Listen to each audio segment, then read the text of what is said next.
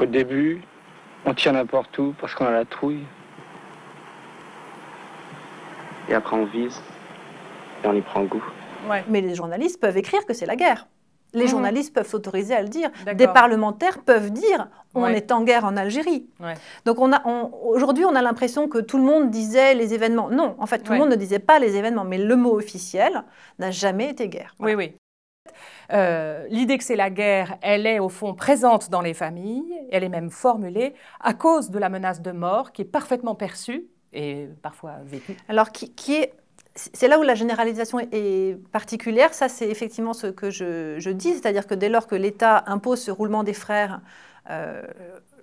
la seule explication, c'est parce qu'il y a un risque mortel, sauf que c'est jamais dit comme ça, bien sûr.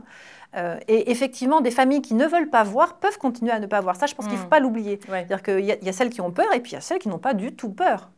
Il y a celles qui reviennent, enfin qui voient revenir leur fils et qui trouvent que c'était sympa le Club Med en Algérie. Oui, qu'il a bonne mine, et le qu'il a Club bien pris le Med, soleil. c'est des choses que beaucoup m'ont racontées, parce que le Club Med est créé exactement à la même époque, au début des années 50, cette nouvelle forme de tourisme, etc.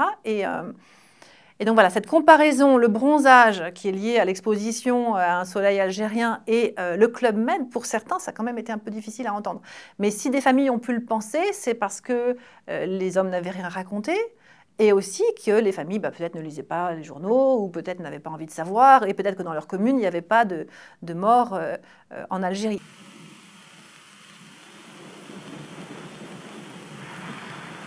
Tire pas con, c'est un gosse.